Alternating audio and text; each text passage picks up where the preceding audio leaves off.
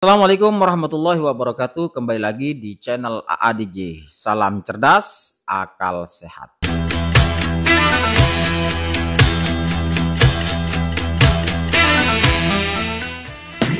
Nah, kali ini kita akan menakar kebenaran ceramah Bang Haji Rhoma Irama. Sudah siap semuanya? Kalau kita membahas Bang Haji Rhoma Irama ini, maka kita akan dipaksa untuk kembali melihat karya-karya Bang Haji ya. Nah, semua karya-karya beliau, baik itu dari segi musik ataupun di dunia perfilman, itu beliau lakoni itu dengan sangat sempurna sekali. Dieksekusi itu dengan luar biasa ya. Membuat aku menderita? Tidak, Roma. Karya-karya beliau itu di tahun 80-an, itu luar biasa. Betapa Bang Haji Rhoma ini memang sosok yang sangat digandrungi sejak tahun-tahun tersebut hingga sampai sekarang ini, Bang Haji Rhoma. Kenapa? Karena sosok Bang Haji Rhoma ini cukup fenomenal sekali. Sosok beliau sebagai bintang film yang bisa melakoni itu dengan luar biasa, dengan sempurna.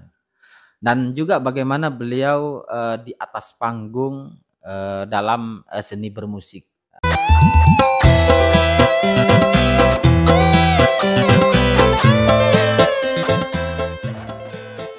Selain beliau itu sebagai musisi, sebagai pengarang lagu, dan juga beliau memvokali itu semua.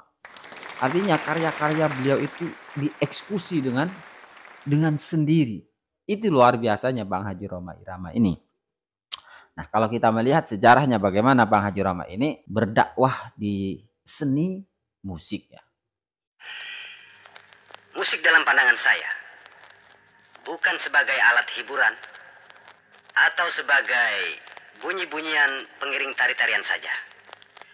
Tetapi musik ternyata adalah sebagai sarana dakwah yang paling ampuh. Pada umumnya manusia enggan menghadiri majelis ta'lim, apalagi anak-anak muda. Mereka lebih gandrung kepada hiburan, misalnya saja musik. Nah, melalui kesenangan mereka itulah saya seru mereka ke jalan Allah. Ada satu hal yang menarik dari Bang Haji Rhoma ini, bahwa beliau itu kalau kita lihat dari karya-karyanya, terutama dari lagu-lagunya, kalau kita teliti lagi, itu hampir 80% itu berdasarkan Al-Quran. Masih bisa tertib dan sopan? Bisa. Dan memuat di mana pesan-pesan yang sangat positif. Pesan-pesan agama, dan itu entah beberapa lagu ya yang beliau karang dengan di mana dasar-dasar itu diambil dari Al-Quran dan hadis. Nah, ini luar biasa sekali. Jadi saya bisa menyimpulkan bahwa sebetulnya sosok Bang Haji Rhoma ini adalah sosok seorang ulama ya.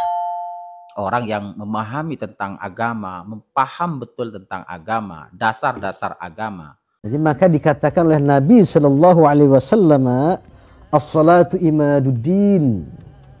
Salat itu tiang agama. Faman aqamaha faqad aqamad-din. Barang siapa yang menegakkan salat, dia telah menegakkan agama.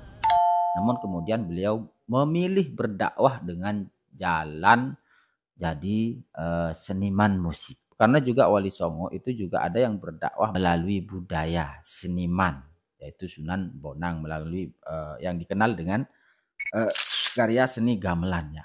Itu yang menjadi dasar ya, mungkin sebagian ulama kita mengambil jalur dakwah dengan seni musik.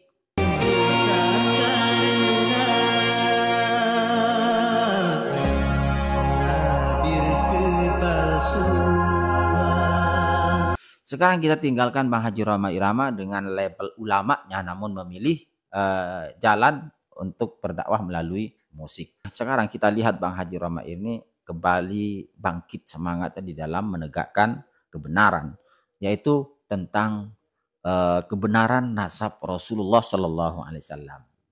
Saya terpaksa ikut bicara, tujuannya sebagai penengah dalam mengamalkan wa tawassaw bil haqq wa tawassaw bis sabr. saling berwasiat tentang kebenaran dan saling berwasiat tentang kesabaran. Sebelum ada tesis ilmiah Kiai Imad, kita baik-baik saja tuh, nggak ada apa-apa ya, nggak ada ribut-ribut soal nasab. Karena memang terutama dari para zuriyah Wali Songo. Zuriyah Wali Songo itu mempunyai doktrin dari para leluhur-leluhur mereka agar tidak membanggakan nasab. Bahkan banyak cerita diungkapkan sekarang akhir-akhir ini, para kakek-kakek mereka itu menyimpan catatan leluhur mereka itu disimpan sangat rapi sekali. Tetapi itu hanya untuk bahan peninggalan saja, tidak dibuat pelajaran, dibuat untuk tentang hal nasab. Keturunan-keturunan Wali Songo itu hampir tidak mengetahui siapa kakek-kakeknya. Karena memang dari ajaran leluhur-leluhurnya, bahkan ada cerita seorang Gus itu bertanya tentang nasab kakek-kakeknya ke atas, itu dimarahin sama orang tuanya. Itu ajaran yang dicontohkan oleh para kakek-kakek leluhur zuriyah Wali Songo. Sehingga selama ini zuriyah Wali Songo itu ya adem-adem saja. Tidak ada narasi-narasi kebanggaan-kebanggaan tentang nasab zuriyah Wali Songo. Sebagian dari mereka terhimpun ini untuk dalam konteks silaturahmi saja, bukan untuk membangga-banggakan. Karena sangat tabu sekali ketika di antara para kiai itu ada seorang Gus yang selalu membanggakan nasab leluhurnya. Itu hampir tidak ada. Tetapi kemudian kenapa sekarang ini mulai ramai? Karena akhir-akhir ini kita temukan ada klan tertentu, klan dari para habib-habib ini yang narasinya kemana-mana itu nasab kakek-kakeknya yang dibawa.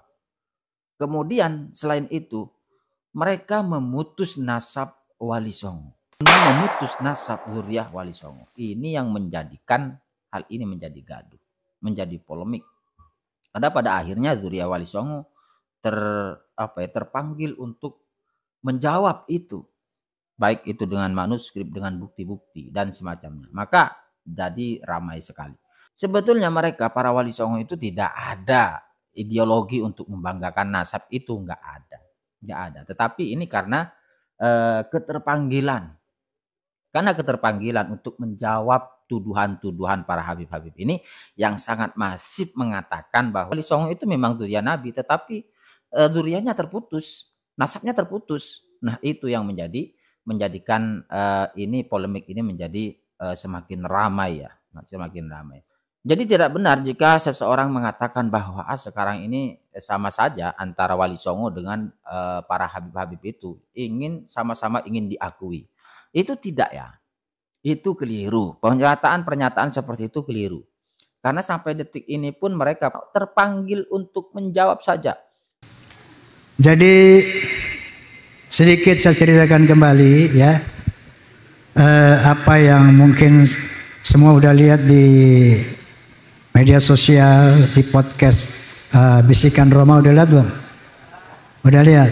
Nah. Jadi ketika selama ini tidak pernah kita dengar satu tesis yang membatalkan Ba'alwi sebagai zuriyah Nabi, kita semua kayaknya tenang-tenang aja. Tiba-tiba ada satu tesis yang mengatakan di bawah pendapat Haji Imaduddin Usman yang mengatakan secara historis, secara sejarah, secara manuskrip dari abad ke-4, ke-5, ke-6, ke-7 sampai ke-8 tidak ada yang bernama Ubaidillah. Di mana Ubaidillah ini diklaim oleh kelompok Ba'alawi sebagai zuriyah Nabi, putra keempat dari Ahmad bin Isa. Sementara dalam manuskrip dari abad ke-4 sampai ke-8 yang diteliti oleh Kiai Haji Imaduddin, konon kata beliau tidak mendapatkan anak yang keempat itu, Ubaidillah. Yang ada cuma 3 putra beliau, yaitu Muhammad, Ali, dan Husain. Nah ini muncul di abad yang ke-9 nama Ubaidillah ini. Maka beliau menyimpulkan bahwa nama Ubaidillah sebagai dzurriyyah daripada Ba'alawi ini cangkokan. Itulah dimulainya begitu. Sampai sekarang ini tentunya belum tuntas ya. Maka saya teringat, saya tanya waktu podcast dengan beliau kemarin, kenapa? Apa awalnya Anda melakukan penelitian ini? Padahal beliau dulu yang membuat nasab tentang Ba'alawi ini. Lalu kata beliau, selama ini saya menyaksikan arogansi daripada oknum-oknum habaib yang jauh dari syariat. Jadi membuat doktrin-doktrin yang sesat menyesatkan. Seperti apa misalnya? Misalnya kita sering ada viral di sebuah video. Ada seorang habib berkata begini misalnya. Itu ada tukang kacang namanya Maman. Itu si Maman ini nggak beres ibadahnya. Tapi beliau ketika seorang habib, nggak perlu saya sebut namanya, al-maghfurullah, udah meninggal dunia soalnya. Kalau minta kacang dikasih, dianterin. Satu saat si Maman ini meninggal. Maka dikasih tahu sama Habib ini, Beb, Maman meninggal, baik nanti aku datang. Begitu Habib ini datang, dititipin surat di bawah lehernya, kata Habib ini. Ditulis sebuah surat, disimpan di bawah lehernya. Man, nanti kalau Munkar wa Nakir tanya, lo jangan jawab. Kasih aja nih surat, nanti lo masuk surga bi ghairi hisab. Ini kayak begini yang disebarkan. Menurut Ki Imad, banyak hal-hal seperti itu, yang khurafat seperti itu. Maka muncullah kecurigaan beliau. Maka beliau mulai meneliti. Nah tentunya ada sanggahan-sanggahan dan sebagainya. Nah, sampai kepada tes DNA. Saya juga sudah podcast, barangkali antum sudah lihat podcast saya dengan Dr. Hugeng.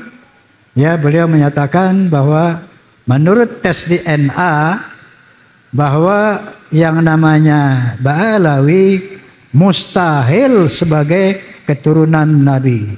Mustahil sebagai keturunan Nabi. Ini menurut pendapat Dr. Hugeng. Dan ternyata Najwa Shihab pun telah bersaksi di media bahwa beliau telah mengadakan tes DNA. Ternyata haploglutnya 3,4% Arab dan sekian puluh persen lainnya ke India, ke Afrika dan sebagainya. Nah, oleh karena itu kita semua harap tenang dan tidak terprovokasi ya oleh konflik nasab ini. Karena nanti insya Allah atas kesepakatan Kiai Imad, Romel dan juga mungkin Rabitul Alawiyah juga akan saya undang Habib Taufik insya Allah Segaf akan saya undang untuk berbicara di podcast saya agar ada berita yang seimbang. Nanti insya Allah kita akan sepakati untuk duduk bersama yang dimediasi oleh pihak yang netral. Civitas Akademika misalnya. Nanti beliau akan memohon kepada universitas mana yang bersedia memediasi ini. Tentu dengan para ahli, profesor ahli dan sebagainya, ahli sejarah dan ahli genetika tentunya. Nanti mungkin di situ ya akan menentukan endingnya seperti apa. Namun apapun hasilnya nanti tetap jaga persaudaraan para muhibin, gak usah berhenti mencintai Habib.